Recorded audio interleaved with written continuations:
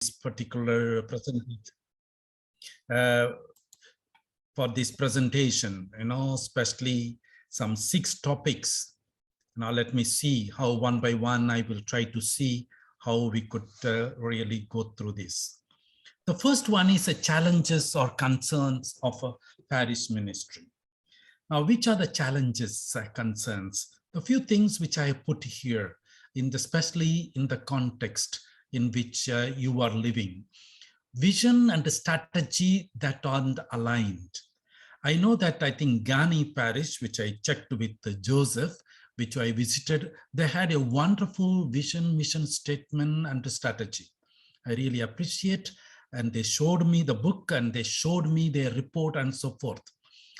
Therefore, the vision should be prophetic in nature.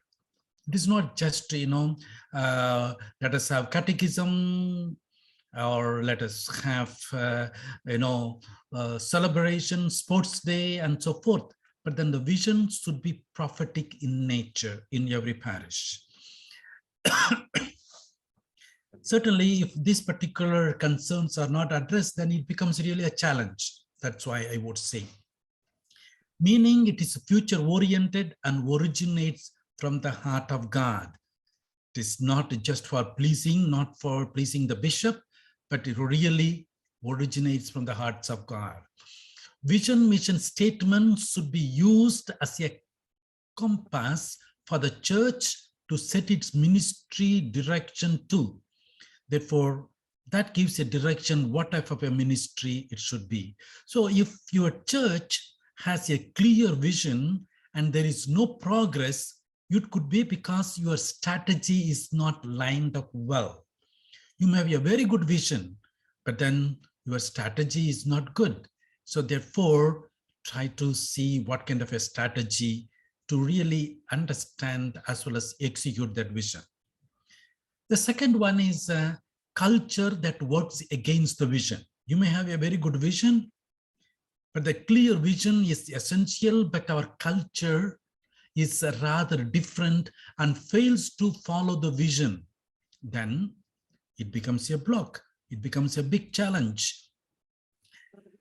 Culture needs to be intentionally and strategically developed, manifesting clear core values that are rooted in and what we feel our mission and vision are. Therefore, really a clear vision is what is needed. Without cultural reinforcement, modeling and teaching and training people in our core values, we will see increasing examples of culture classes and culture gaps as people fail to adopt beliefs and behaviors in line with the vision of the church. Therefore, this is one of the big challenges I can tell you in a situation, in a particular context. I give you a very simple example. When I visited actually in Zambia, and also I have met several people who are working in Zambia. Even last year, I gave sessions to some sisters, and there were Zambian sisters. They confirmed that this is existing. The understanding of a girl child is, and the way in which they understand the sexual relationship with the girl child is something intriguing. Meaning, there is a myth which is existing, may not be whole of Zambia, but in some parts of Zambia. That is, the girl is referred to a land. The land is useful when it produces. When the land is useless, when it does not produce, it is a barren land. Therefore, it's a useless land. Similar way, a girl produces, becomes pregnant and gives a child, then she is a useful child, useful girl in the society. If she cannot be pregnant and does not gives a child, then she is a barren and then useless child. This is the myth. But what happens? What happens is when a child grows, the girl grows and reaches puberty, matured age, then there are men, the boys, the grown-up boys, they forcefully try to have a sexual relationship with the girls, and they become pregnant. But the whole context is they don't understand it is morality, it is immoral, it is against the will, it is a future, taking care of the child. None of these things enter into the mind of the men or the grown-up adults. What happens is mainly the sexual relation, whether she can produce. But then it is a myth which is actually used in a very abusive sense, not having a really right of the girl child and so forth. Now, this is a cultural tradition. This is a cultural myth. Therefore, we may have a vision to have the right of the girl child, education of the girl child, their freedom of the girls, and so forth. But that does not work because of the cultural connotation. The sisters who are working there, the missionaries who are working there told me it's a big challenge. The young girls, especially those who are in 9th standard, 10th standard, they become pregnant, and with a pregnancy, they come to the school. It's so pathetic to see. Therefore, this is a big challenge. I give you this one example, but then there are several examples we can quote that culture that works against the vision. So therefore, we need analysis, understanding, and discussion with the people. A structure that restricts growth instead of releasing it. This is one of the structures you see in the photos. And then this was quoted, I read somewhere, said in Africa, it is one of the bad art in a way manifestation. That's what they wrote to me. You read in the text. Churches need organic structure that can adapt and evolve with each season God leads them into. Therefore, yes, by structure, I am referring to who and what, especially what you do and who you have. It also includes systems, processes, policies. A lack of structure will cap church growth as God's blessings, resources, and opportunities are wasted. It is also true of strict structure. Therefore, sometimes the structure has to be flexible, but in terms of growth. But then the structure which is not, really adaptive, then it becomes also a problem. Therefore, establish a good structure, especially in the parish, to really see the success. Lack of a clear outreach focus. We are called to reach the lost. Our mission is to the poor and marginalized. If your parish does not have any program for them, your parish becomes a static, rubric, and closed church. I'm sure all your churches have got some outreach programs, and this is a must. The focus is on how many people we serve in our church compound and how many people we serve outside our church compound. So therefore, this is what we need to really look at it. The outreach will be how many people, that means how many people you count, come for mass, and then you help them and so forth. But how many people do you help outside your church compound? The failure to authentically form people. Maybe discipleship may be happening in your church, in your parish, but key concentration on spiritual formation of the people, may be happening, but how effective they are. The whole question is, you may have a lot of processions, novenas, different things you may have. Then we cannot call that particular parish is a successful parish. But how does your society progress due to spiritual formation? And this is a question which I would like to ask. How does your society really progress? A few months back, I was in Congo, Democratic Republic of Congo, for the workshop for the lay partners. Tandy, who is really participating in this webinar, she was also there. Then after the seminar, I went to visit some parishes. I went to some districts and I had interaction with the confreres. by knowing the situation in Democratic Republic of Congo, my heart was paining because the people are really suffering. They're suffering too much. They don't deserve to suffer in this way. They have got a rich land. They have got so much water. They have got so much resources, but then they cannot have a drinking water. There is a huge river which is flowing nearby in Kinshasa, you know. But then in the house, there is no drinking water, or they have to buy the drinking water. And the corruptions and the many other elements, well. So in the district meeting, I asked the conference. Now, he said, more than, I think, 80% of the people are Christians, or more than 50% are Catholics. Now, the country which is a Catholic, which is a Christian country, if we really formed a spiritual formation, gospel values, which are spread for so many years, how can the country be like this even now? I asked actually Congolese conference to respond. And one of them said, Father, it is a very good question, but difficult to answer. I don't know, in your situations in Botswana, how do you see? We give a lot of spiritual formation. Does the spiritual formation really affect the authentic life of the people? Well, people try to escape. I know that. People try to escape.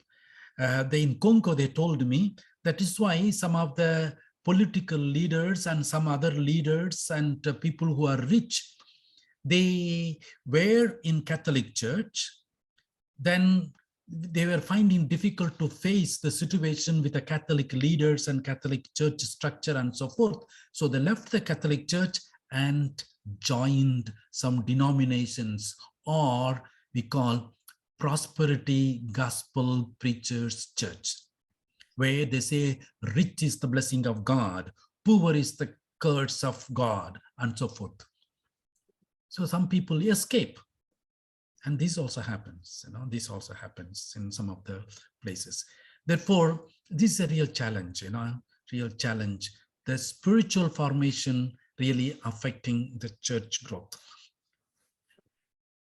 The other one is uncertainty around digital ministry, including our internal and external communications. We know that technology is good. We need to communicate with everyone and so forth. But this is also a challenge. How do we use the communication within our community and also in our parish? Okay, therefore, get your digital ministry right.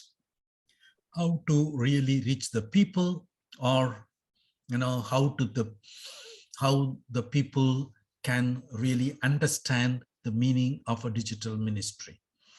Now, in this particular photo you see, we are supposed to control the digital media, but most of the times the digital media controls us. The telephone, the internet, the website, they control me, what I am supposed to watch, what I am supposed to do. But actually, I am supposed to control. Some of these elements need to be discussed in our parishes, especially young people and so forth. Then try to see. If you don't see, then it becomes a real challenge, especially for our church growth. Some of the other concerns I would say is like a clericalism.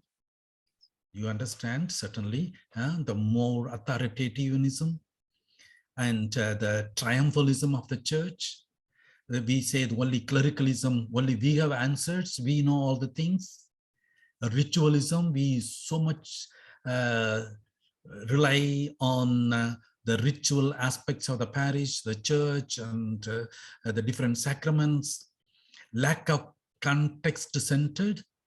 I already told you in the first session, so we need to be really context-centered. More legalistic and administrative. Administrative is good, but more legalistic, not really understanding the people. More on sacraments, less on other human concerns. So some of these things also, the sacraments are good, we know, the spiritual values. But then we are just concentrating only Eucharist and the sacraments and less on human concerns, these are such concerns, or it blocks the growth of our parishes. So these are a few concerns I can say. Second element, right, so quickly to what he calls the common questions normally people ask now, especially in the parish. Just a few questions I have. I reflected, I read, and trying to see myself. People normally ask, is my parish safe and sacred? Especially in the context today of respecting the children, the vulnerables, the young girls and young boys. Do they feel really safe and safe? Do they feel the parish is a sacred place? Do my young girls and the young boys really feel safe in the parish? Especially in the context what we understand, sexual abuses in the church. The church is a sacred place. It is where I worship, I learn and grow. I want to feel safe and secure when I come together as a community to worship. This is what the people want to feel and people want to be. Is my parish relevant? People ask a question, is the parish is really relevant? If a parish addresses faith concern, local concern, and my personal and spiritual growth, yes, it is good. But then how does it become more than that? You know, they're becoming really relevant just to addressing, speaking in the pulpit alone, or maybe having some celebrations. Or how does the parish becomes, how does it organized to really address the local concerns? So does it really becomes a parish becomes irrelevant today? People also ask, is my parish really tech savvy to connect with me? Yeah, today in the context of technology, as I said, relationships are critical to a healthy church. People want to feel a sense of belonging, prudent use of technology. It's not only technology alone connected with them. People also want to have a relationship. So this is critical. People also ask, I attend Mass. What else does my parish offer? What else? To accompany our parishioners and also reach out to the community, different age groups in various stages of conversion and faith formation.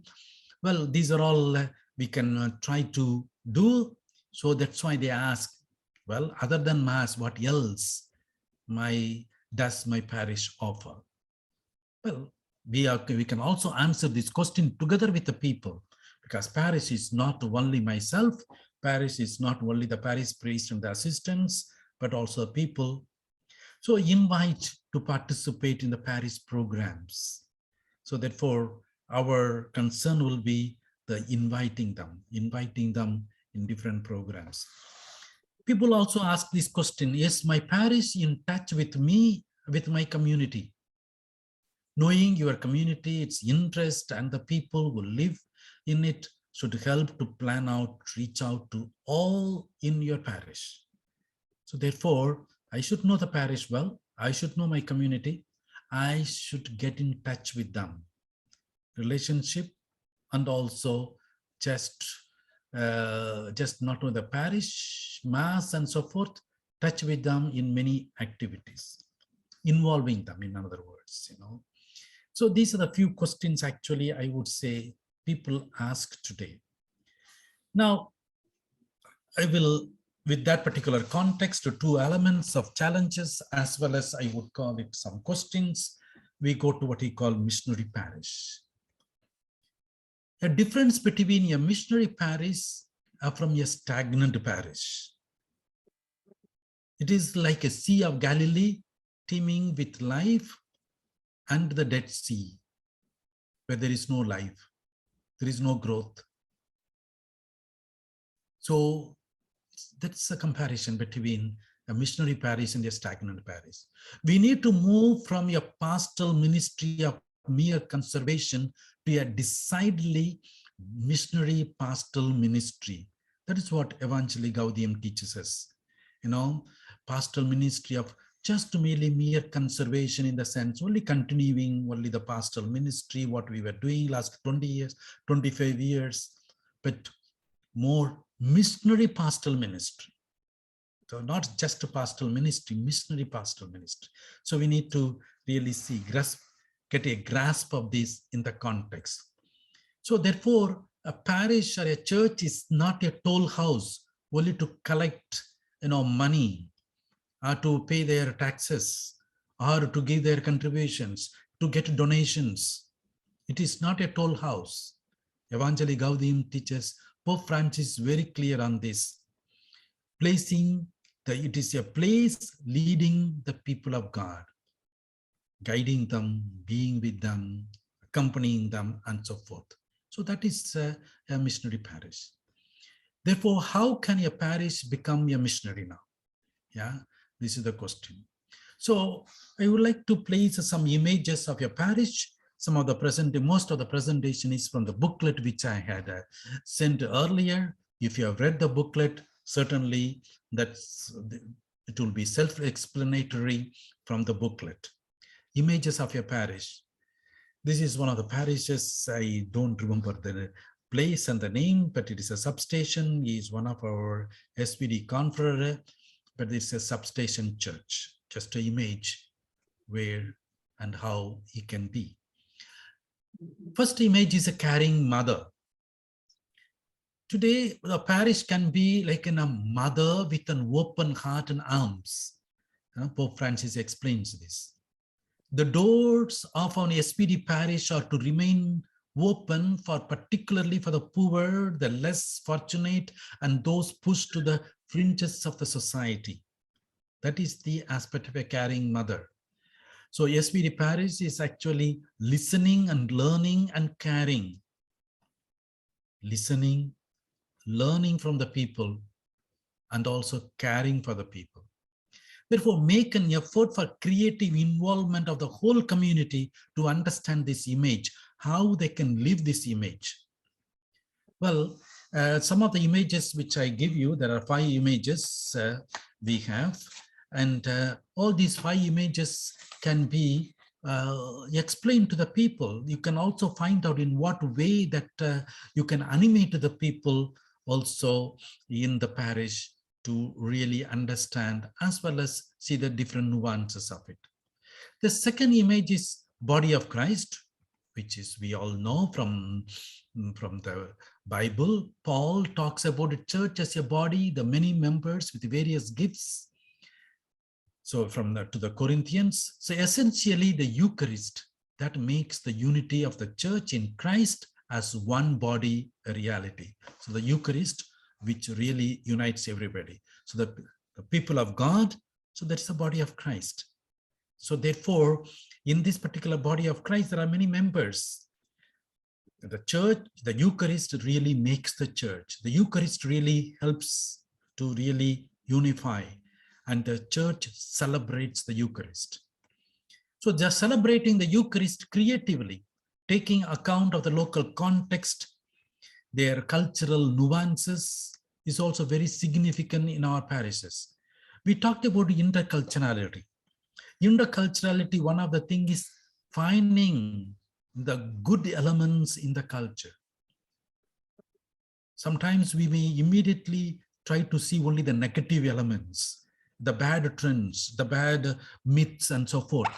The first thing is to find the good elements, and especially celebrate that particular element in a way fitting, especially in the Eucharistic celebrations creatively, the body of Christ. The third image is a field hospital, which Pope Francis is very much fond of, which you have heard many times. Pope Francis says, church to the wounded. Our parish should be something like a field hospital. Field hospital is not just established where there is a need, that field hospital comes up. So similarly, our parish has to be just where there is a need and then reach out to them. Church should be, in that sense, bruised, hurting and dirty, caring for the people in the streets and the battlefield. Hence a church that goes forth to the world. So church is not something like people come and then you have got a very clean and then only holy people. No, the church which has got holy and unholy, the people who are in different places. So therefore it goes to them, because to the wounded people. So you know this famous phrase, the smell of the sheep. Therefore, as the church goes to the wounded people, that we really smell the wounds. We really smell the dirt. We really smell the, what you call, the elements which are really not bearable. But then this is smell of the sheep. Create a structure or establish a team to live the image of the church as a field hospital. Well, we have today very well structured parish house, parish and so forth. But then sometimes when we want to understand this particular image, maybe a structure can be created in a way that we try to live this image, feels like a field hospital, and try to have some programs as a field hospital. The fourth image is like a church is the pilgrim community. Your parish becomes a kind of a pilgrim community. A story of Emmaus provides a sound and credible pastoral program for any parish. So a story of Emmaus, going beyond mere ritualism to the transforming experience of encounter with the risen Lord. So how do we share this? You know, especially with the people, organize a pilgrimage once a year, maybe highlighting this particular image, highlighting this image. The photographs, whatever I have showing here, these are all in our SVD websites, photos, and all the photos of SVD missions and so forth. So you can also try to capture some of the images. And organize what you call, organize a pilgrimage. That may be one of the ways to understand for the people, and then try to really have that experience of Emmaus along with the people. The fifth image is actually the farm. Farming has always been a communal enterprise, unifying men and women. All farming has got one essential goal, the harvest. Okay, the harvest is the real goal. Otherwise, the farming is useless. The harvest, it has to produce fruit. Therefore, harvest provides two things. One is a testimony that the work was successfully completed and bore fruit, and then it provides food so that the work can continue and human bodies can be sustained. So that is the element of a harvest, two main things. Therefore, our church can be like a harvest, like a farm, very useful, especially in the rural parishes. Organize a Eucharist in a farm field to highlight this image, that everyone works together, you know, and then you say that we have to get the fruit, or we have to work for the harvest. So what is the harvest we are expecting? See with the people, and then our mission can continue in that particular parish. So these are some of the images I would say that will really help us to understand your missionary parish. Because in these images that you go really outside than real ritualism, triumphalism, clericalism, and so forth. And then we will try to see how we can be connected with the people. Okay, now I come to the fourth element. I have 6 elements, as I told you. The fourth element is approaches for the missionary parish. Which are the approaches? These are a little simple. It's not very complicated understanding. If you have read the book, you know very well. First of all, hospitality or welcome. Everyone should feel that there is no discrimination and all are welcome.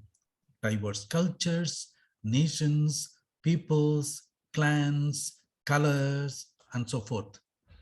Therefore, there is no partiality. I can tell you, one of the successful way of being a parish priest, or even any leader, or even the provincial, or anybody else, not showing partiality. Just to welcome everyone. Welcome one who is doing very well in your parish. Welcome who is a troubleshooter in your parish. Welcome all those who are evils, all those who are good. See, in one of the parishes where I worked my initial stages in Tamil, in Andhra Pradesh for 6 years, I was working in the pastoral setup. Then only I came for studies to Rome. And one of the parishes, there was an elderly priest. He was visiting mostly the people who are not coming to the church, not those who are not coming to the church. He was not visiting them at all. He said, those who come to the church, anyway, I see them in the church and they listen to me. They are good people. Then we give them advice and so forth. We guide them. So why should I visit their house? So his policy was always visiting the people who are not coming to the church. Of course, when he went to the churches, he used to come and tell us afterwards, no, these people were angry, they were ill-treated me, or they had a lot of complaint about the parish activities, the people, and so forth, why they are not coming to the church. But then this particular priest with whom I lived, after 3 months or 4 months, again, he will go to the same houses where they ill-treated him. They gave complaints. They said, they have a lot of grudges against the priest or the people. Again, he used to go, second time. Sometime he would go even the third time after 6 months or 8 months. This is, I would say, a hospitality and welcome in the parish. So you are not talking about welcome in your parish in the sense of presbytery, but you are showing respect and openness to others. Treat people in dignity. Create a good atmosphere. Church doors should always be open, he says. Of course, in different contexts, different cultures, different areas, we may have different rules, regulations, but the underlying thing is that we show hospitality and we are welcome. The second one is a dialogue. The approach to become a really missionary parish is dialogue, listening, sharing, and transparency. I underline this transparency because transparency is important. It is not because I talk one thing to the people today, then I talk something else to the others. Are important for any family or community. Parish pastoral team engages with the people in the true spirit of dialogue. The well-structured and mechanism to engage in dialogue is actually very significant. The third one is actually participation, friendship. Create a culture of encounter. Now, this is Joseph, this photo I found in our archives. You see a culture of encounter, becoming friendly with the people. Arrange programs to create friendship. Create an atmosphere for making friends among the families, elderly people, among the physically challenged people, with the children, with the migrants. Participation or friendship. This is a culture of encounter that we always try to meet. If there is no encounter, actually, we cannot grow in a missionary parish. Encounter is important, encounter with the people. Also, arranging encounter for different other elements.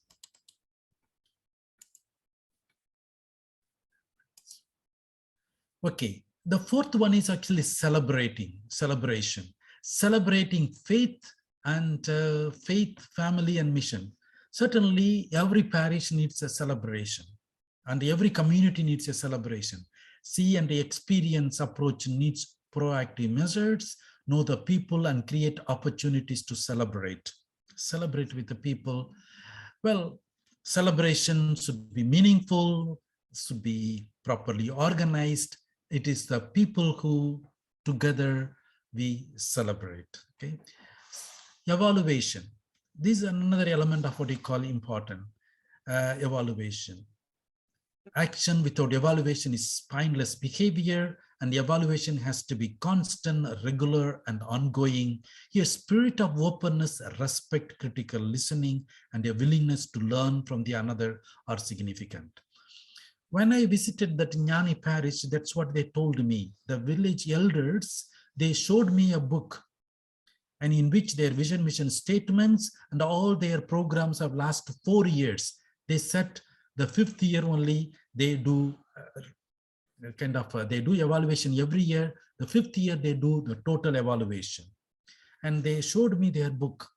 I was so much impressed about that parish and the village elders, how they were really keeping up the records of evaluating each and every event. Therefore, evaluation is also important.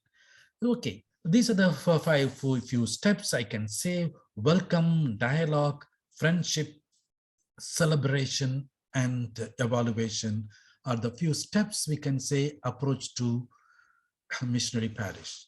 Now we come to the core element of towards a growth of a missionary parish. What we can do, the whole question comes, it's not what we talk, but what we can do, what we can be together with the laity. I think no parish can become a missionary parish without the laity collaboration. A parish can grow well in its missionary approach only with the laity. Some people suggest, creating a CEO structure with laity for all activities and functions. I went to Holland. Holland is a different situation and different culture, different context, and so forth. Well, their structure is almost like something like this, a CEO structure. That they always discuss and then afterwards make a decision. In some places, even in India, some parishes, they are trying to promote this, CEO structure of a laity with all activities and functions. The people who make the decision, the person who is in charge, the village leaders who makes a decision, not the parish priest. Well, it may be difficult, it may be different in South Africa, in Botswana, or in some other parishes. The parish priest has got a final say. Well, they will say it is because of the canon law and so forth. Well, once I was attending a meeting with feminist theologians and feminist workers in India some years back, and the feminist thinkers, they were discussing few things, and they told me the canon law does not allow to really grow as an equal church, the equality. There are many aspects in canon law. So that is why that church is not growing, especially respect to women, respect to equal opportunities for lay people, and so forth. So one of them said, it is better that we change the canon law. So it is not just fighting against this leader or that leader. We have to fight to really change the canon law. And that was the feminist theologians groups thinking, and they were trying to formulate certain groups and reflections in that sense. So today, people are becoming smart, and people have got a lot of ideas. People know much better, even the parish priest or the others.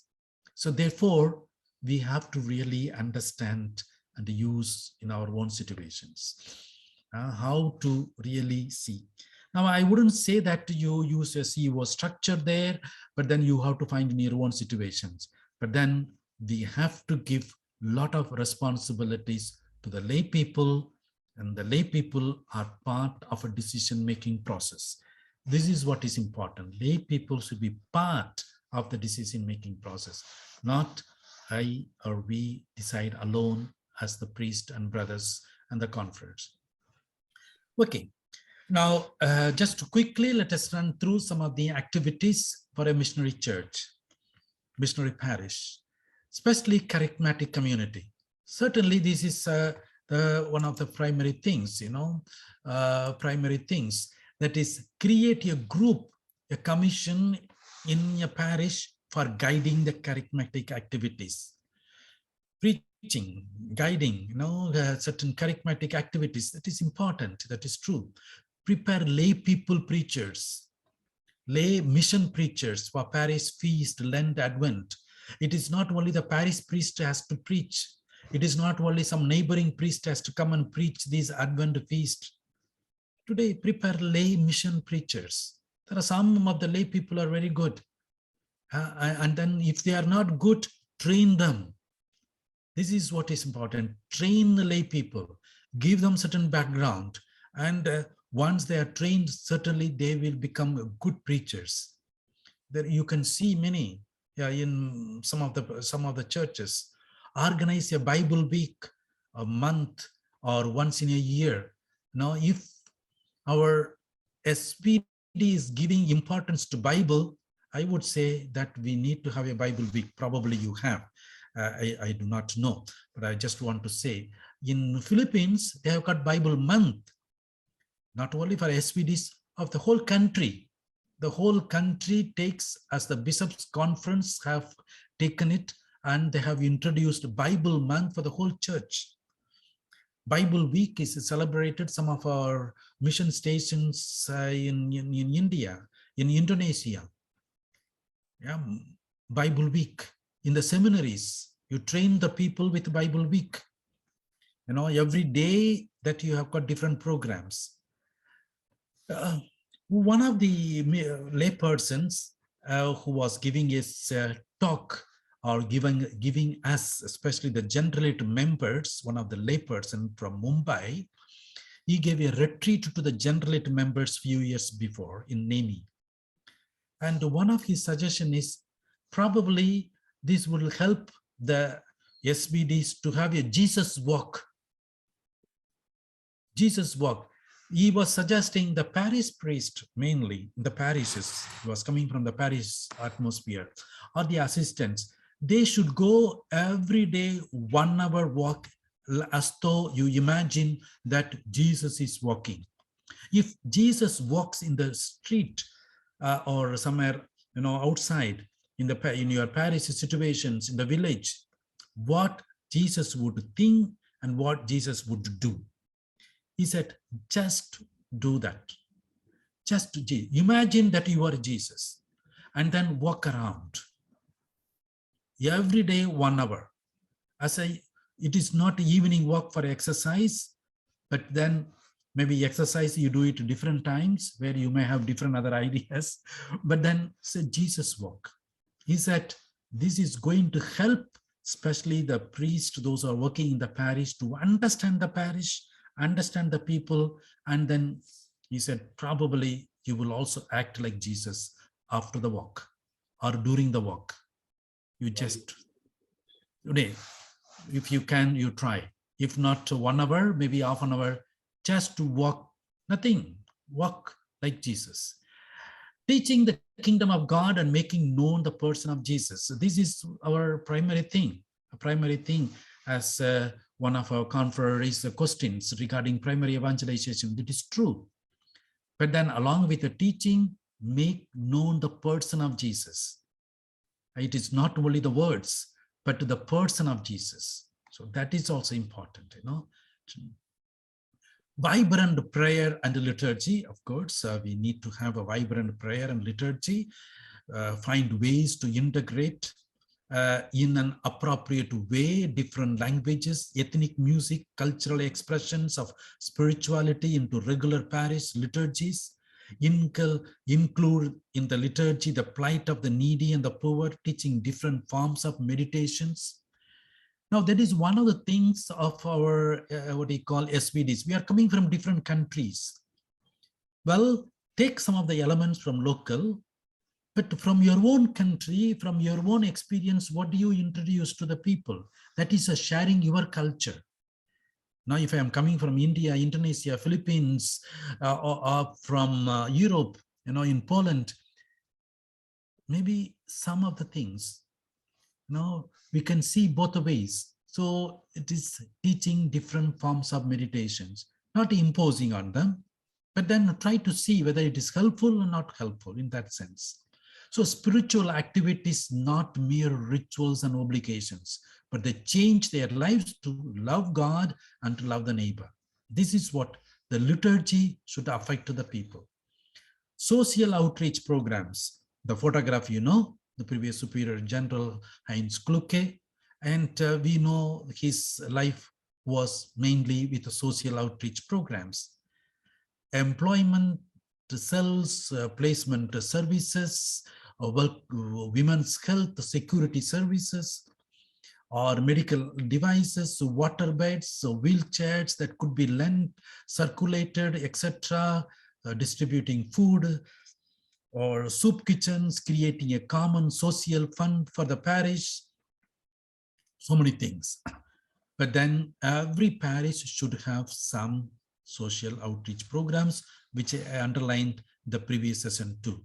Solidarity with the poor must be seen as an essential element of Christian life. Now, Fratelli Tutti, just very clearly, we know this one, it should be part of us and part of the parish. Echo Parish, as I already told you, in JPIC Green Parish, Echo Parish. Can the parish be an Echo Parish? This is a big challenge. Now, what kind of an awareness and action that we have? I know in Indonesia, in one parish actually is Eco Parish. They don't use cut the trees, they don't cut flowers. Their understanding of flower and cutting the flower is completely different, forbidden, and so forth. Well, every parish can develop their own way. The similar aspect I told you in Mumbai, one of the parishes, why don't you develop an Eco Parish? They were against me.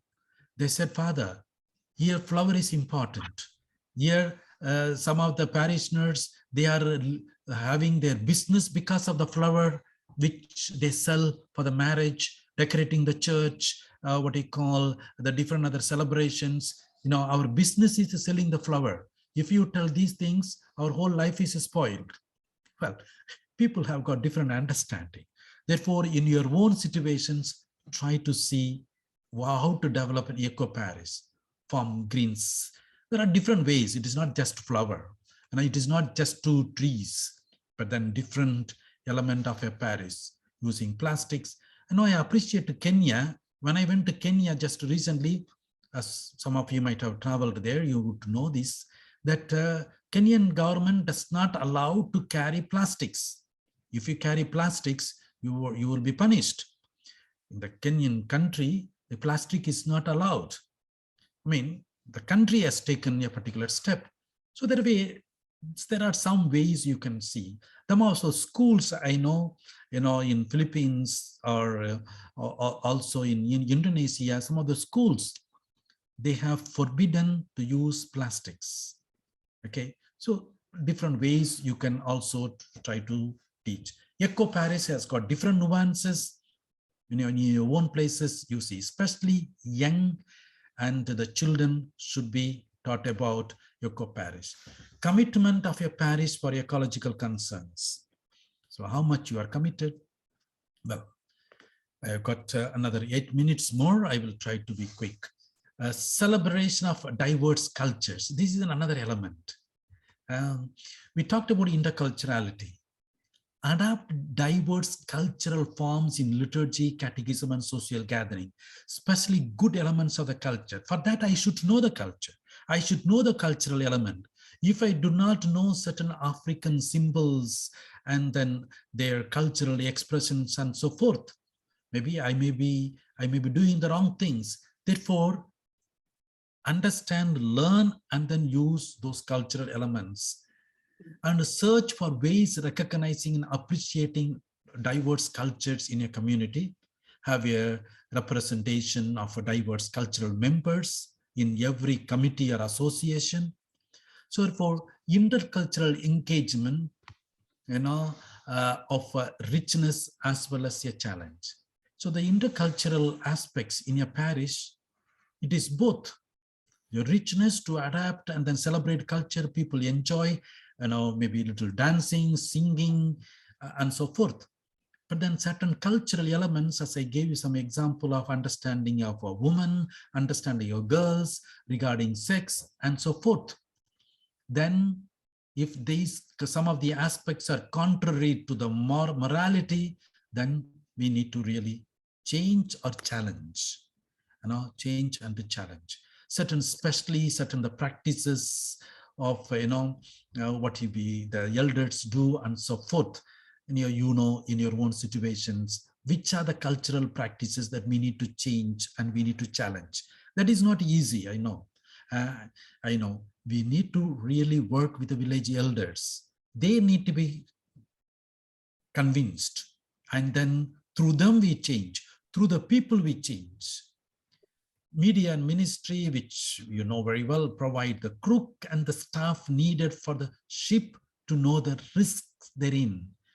Media ministry is good. Today, every youngster, every other person, they are all using media. And in the parishes, certainly we need to have a digital aspects and so forth, but also teach them the risk. Okay, teach them risk. Well, new ways of being a church. Media is for the mission. Media is not just for entertainment. Entertainment also is good, but then it is properly guided and then utilized. Mostly, let us use media for mission. Family and youth. Okay, today one of the concerns of our missionary parish is that our parishes should really concentrate on the family and the youth, which is there in the last chapter. Especially people are broken, or the families have got problems because of different, stress and so forth. Certainly we need to stress the young people and we need to work with them. Take initiatives to have family, couple counseling, legal aid, senior citizen resources, reimagining Sunday school, and so forth. This is the photograph which I took actually when I visited the Maasai tribe in Tanzania. In Maasai tribe. We have got mission stations there. Of course, the Maasai tribe understanding of a family is different. This is actually one family. There is a man and he has got several wives. He had actually 4 wives. You see the 4 men. And and he's a son. He is one of them is a son. And you see, they have got 4 wives and 4 huts, and their understanding of family is completely different. Now, and he is a catechist. Imagine, he's a catechist of our parish, SVD parish. They said he's a very good man and so forth, but the family cultural situations are a little different. Here we need really catechism and so forth. You cannot really change immediately, but you can change slowly. This is the photograph I had taken around 7 years before, 2015. Now, last year when I went to Kenya, 2022, I visited the same place and I talked with him and I talked with the son. The son, imagine, he's having only 1 wife. He does not have several wives. Then we asked him, how is that you have only 1 wife, whether your father has got 4 wives? He said, I have changed this because of education. The education really has helped me to understand the womanhood, family, society, and so forth. So he has got only 1 wife. So you see, we have to find ways. You cannot change immediately, but then we have to find ways to change, but then maybe through education or some other ways. So try to see local situations. The other element is actually, which you do, I would really highly recommend that every parish celebrates SVD Day. It is not celebrated on mission. It is not celebrated on Mission Sunday. Mission Sunday is for the diocese, for the whole church, universal church. Keep a separate day as a mission day. Highly advisable is the whole province celebrates one particular day as SVD Day. So in that particular day, every parish celebrates as an SVD Day. So if you continue like this, after 5 years, people would know this is the particular day the SVD Mission Day, Mission Day. I tell you, this will really change and challenge our parish activities and so forth. And we can bring a lot of missionary sense also on this way of celebration. In Brazil, they are celebrating for many years, the whole Brazil. There are 4 provinces, 3 provinces and 1 region. All the 4 of them celebrate Mission Day together in the month of October. And they have a particular theme, they have a particular way of celebrating, and they have a collection for the missions. Everybody knows for whom they are collecting and so forth. So, well organized. And this is what I would like to see, especially in Botswana province in the coming years, that every parish celebrates on the same day. It is not just celebrating Arnold Johnson's feast. That people come. It is not just only Eucharist, but it is more than the Eucharist. You can have different activities, different mission explanations, different animation programs, and then you can also have some collections. People really understand how to really do this. Well, I leave it to you, to your imagination to have this understanding. Inculturation and interculturation, I don't have much time, so I will not explain this. Okay. I only would like to say that understand the culture and to try to really appropriate good elements in the culture and then challenge the elements which are contrary to the gospel values in the culture. Okay. With that, this is the last note, looking towards the future. First of all, vision, mission statement, that is very important. And what is the dream of your parish? Some of the conference, different parts of the world, they told like this: volunteerism, that you expect everyone in the parish, or at least most of the people, to volunteer for the church. Faith in a public square. They expect the church. Faith is not expressed only in the church compound, but faith is expressed in a public square, in the sense, in the public, in the society, in the living, in the village leadership, mission outreach programs, which I said, self-reliance and service-oriented, that every parish becomes self-reliant and establishing justice and peace. I tell you, self-reliance is possible. When I visited Tanzania, I can tell you, I was really wonderstruck by the way the people really support the church. They have built huge houses in Arusha, in the parish. They are not rich people, but they have built huge churches, huge parish houses, huge halls. I was asking them how much money it got. I mean, it was involved in, and from where they got the money, from which foreign donors they got. They said no foreign donation. All the money is raised by the people. Only thing is, they build slowly. When they have money, they build. When they don't have money, they wait. They collect money. So it is possible, it is possible. Now, why, therefore, it's already time for me. Why is the church not attractive? Maybe that is a question we need to ask. Why are some parishes active and others inactive? Problems, maybe laity or priest or brothers, or laity and priest and brothers. So what is the role of religious sisters in this context? Through the community living and actions, let the parish becomes really attractive. So we can really make our parishes really as a missionary parish. Thank you. Thank you so much, Father Stanislaus, for that presentation with a lot of valuable reminders, especially for us who are working in the parishes.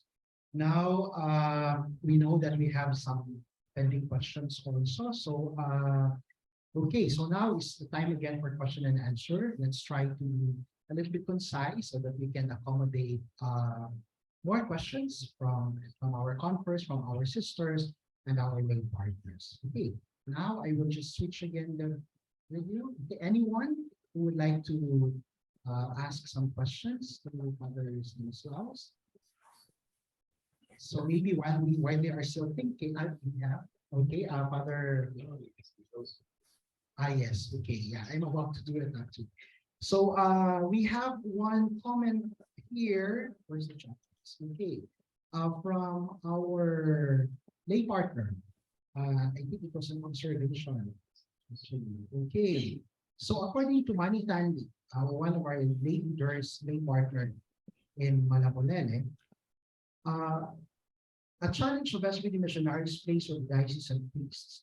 The local priests might feel threatened by the new congregation in their needs and somehow unaware and do not support them. Okay, so this is her observation about the relationship of the diocesan priests and also and the SVDs and how it hinders sometimes about the mission of the SVDs in the parish. Any comment about this, Father Stanislaus, or you want to listen for more questions? Yeah. Well, you are asking about the difference or the comparisons between the diocesan priest as well as the SVD parish, SVD missionaries. Am I right? Yes, Father, but also maybe she was also asking, how can actually we, what can we do, if, for example, because we have some parishes where one is an SVD and another is, for example, a diocesan priest, or we have some program that are very particular with the SVDs, but, it is not, for example, priority in the diocesan priest. So that is my understanding also with our comment. Well, some of these places regarding particular parish or a particular program, what we can do is only a dialogue with the people, a dialogue with a local priest, maybe local people, have a dialogue and see what are the programs which is appropriate, which are the programs we can do, and so forth. It's very difficult for us to convince some other priest or some other diocese what they should do, what they should not do. So we try to do what we can do our best from our own experiences. Dialogue with them in a way to have certain programs or certain orientations, and then agree on certain programs which they are convinced or we are convinced that we can do together. Yeah. So I would say the practical element is only dialoguing with them. Nothing else, we could do much further. Without a dialogue with them, it is impossible. Thank you so much, Paul. Anyone, before we end it, I know that there are some pending questions from our conference here. Pending questions, okay. Father John Kennedy, some follow-up questions. Father,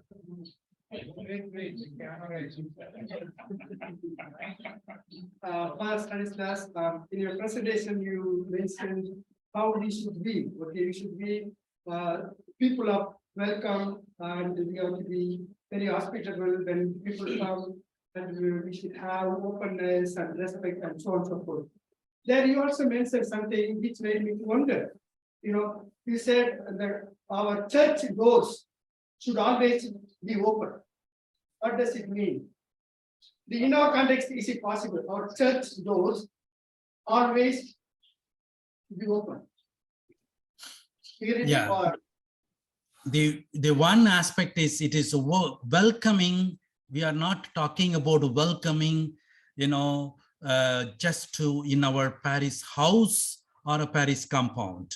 It is an attitude that as a missionaries, that I am a welcome personality, that I am able to welcome, I am able to relate with the people without any discrimination and so forth. That is the approach what we need to have. It is not just to only the house. Well, every context you have to interpret. If you are in the house, of course, your house is like a welcome house. You would know John Kennedy, my brother was a parish priest. Yeah.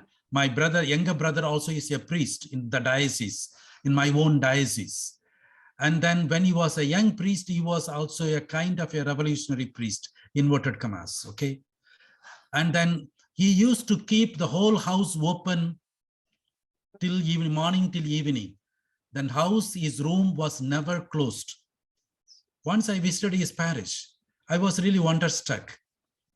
His parish and the parish house, as well as his room, was never closed. Only nighttime he closes everything and then he was sleeping. Well, that is an extreme situation. I am not telling that you follow my brother.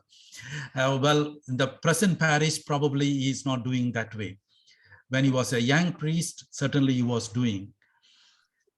What I am saying is, according to the local context, you have to see what is the meaning of welcome, especially an attitude and our approach. When I say the church goes forth, in the sense, we need to really go forth. It is not our activities is not only within the church compound. Parish does not mean only our activities only in the school or in the presbytery. But then it is a church which is going for that. We go forth to outside, to the wounded people, to the needy, to the poor. That is what it is. That is a kind of also a welcome attitude. If I have got a welcome attitude, when I go forth, that I go out of my place, to look, to search, to meet, to interact, and so forth. That's what I mean by church goes forth. And that's also church goes forth actually the larger sense. I see my classmate who is sitting in front, that is Kuriakos, right? Yeah, he actually is my classmate. I am seeing him after long years. Normally in our batch in India, we meet almost once in 5 years. Now once in 3 years we meet together. And Kuriakos is the regularly present. But I can tell you last 10 years or more than 10 years, I was not present at all. So I hardly met him. Well, nice to see him in this group. Okay.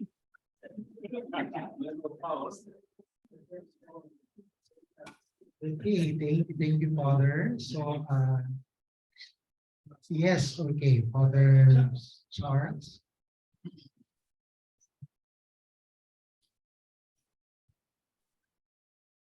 Thank you.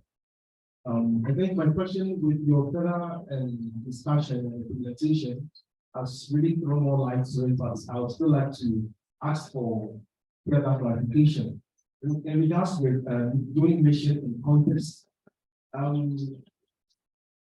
mission in contest, and with the advent of this culture of collectivity, where in your earlier presentation you made mention of poor and young way of life, and also certain acts that goes on in the society or community, like suffering.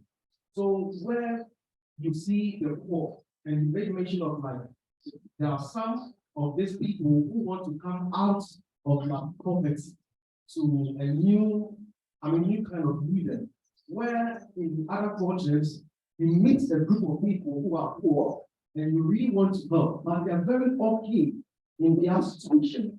In a situation like this, how do you really, make mission in contest or really help such people? Again, you made mention of suffering, where we are putting mission in context of some cultures, where suffering for you coming from a different culture is very different. It's not supposed to be like that. But for them, because of culture, they are supposed to go through it. So you see, like the person is going through suffering, and you really want to help, but the culture is not great. And even the people themselves are okay with this. In a such situation, what can you do? Yes, this is the richness of interculturality. This is the richness of interculturality, what we understand in our society and in the mission or in the church, because we are trying to understand different cultures. I am coming from different culture. Probably I see some practice in another place is not acceptable. So as I told you, this particular practice. Some kind of a slave mentality in a particular place is not acceptable. Yeah, this according to my culture and my understanding. Okay, but it is not just my culture and my understanding. I have to read, but also taking the aspect of the gospel. What Jesus says in this particular context.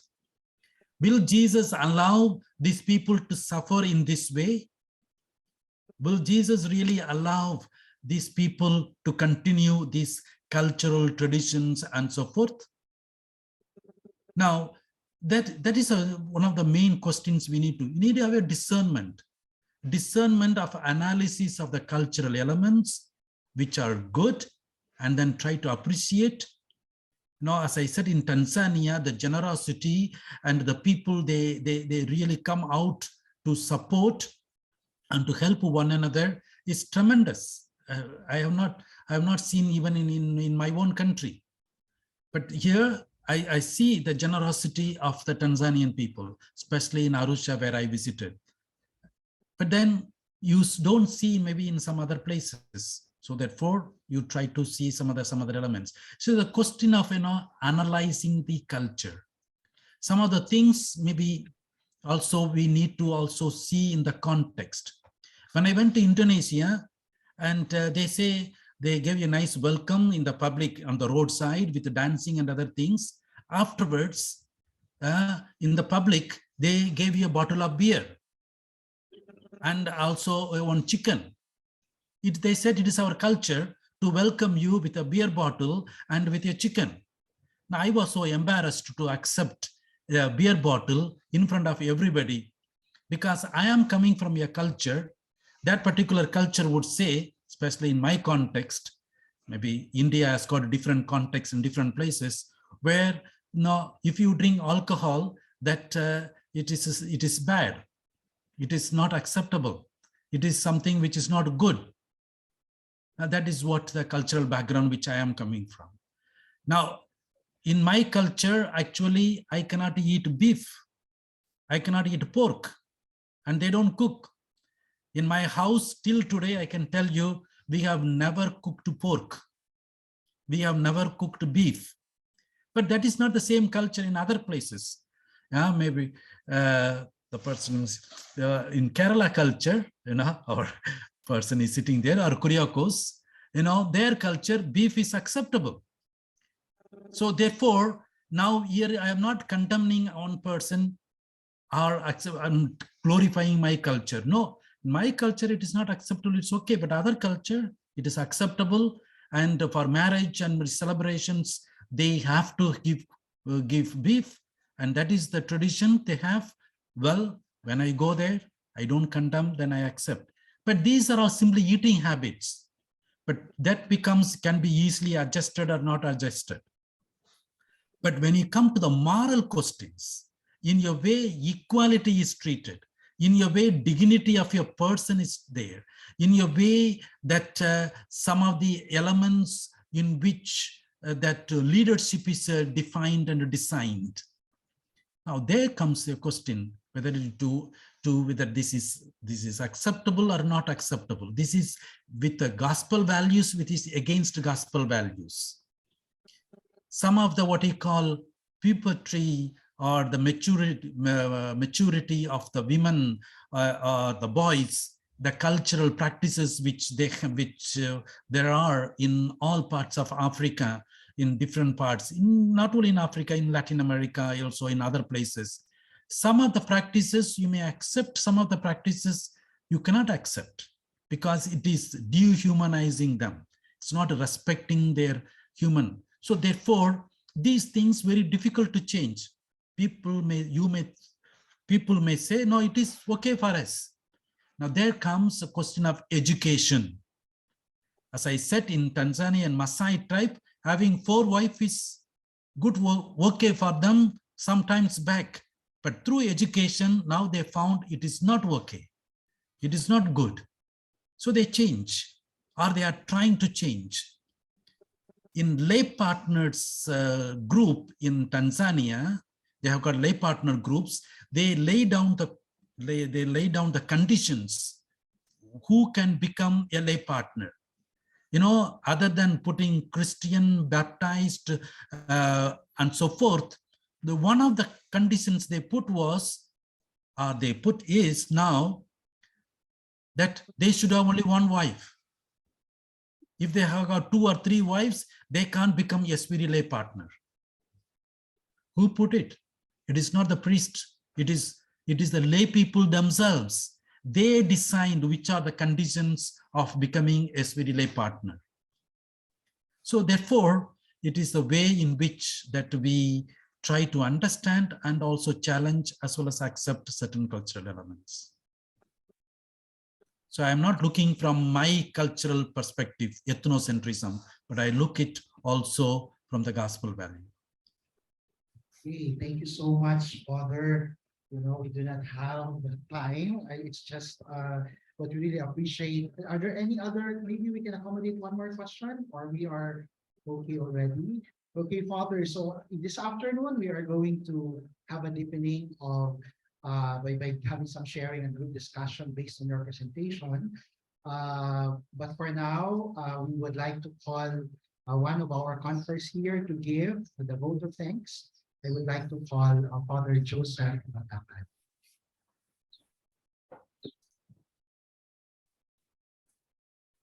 Hello, Palestine.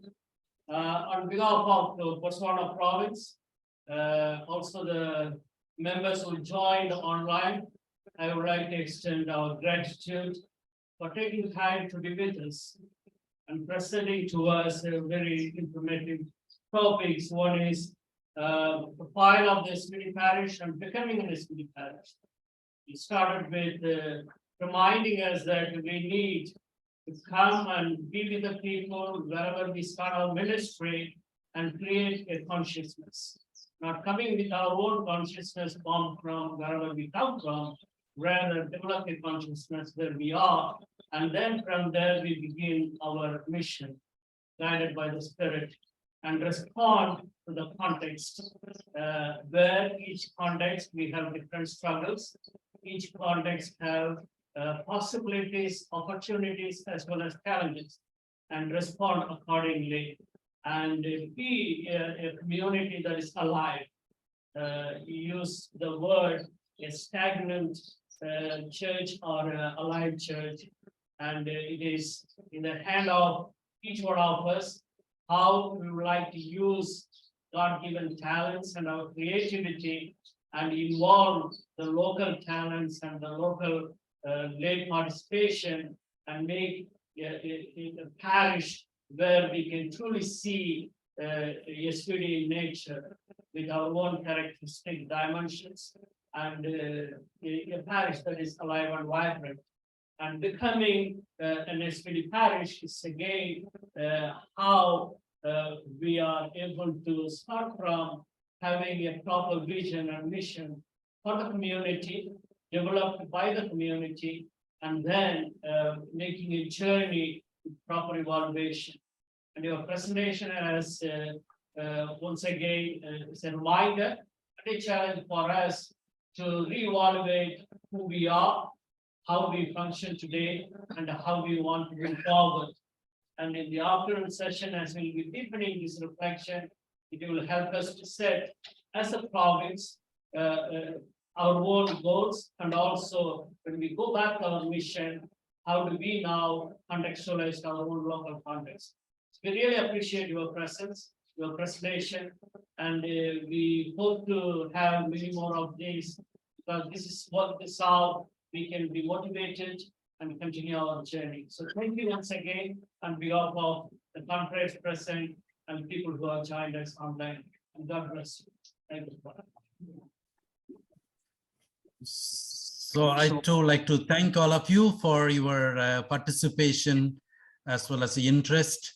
I wish you a very fruitful session in the afternoon as well as tomorrow. Thank you. Thank you so much, Father, again. Yeah. Thank you for saying yes. We know that you are going to be busy this week in preparation for your important meetings. So again, we thank you. Thank you, everyone, for those who are there. And then for our conference, just remain, we will just we'll check the briefings for our afternoon session. Thank you again. We will end now the webinar. Father, thank you again. Yes. See you again in our meeting. Thank you. So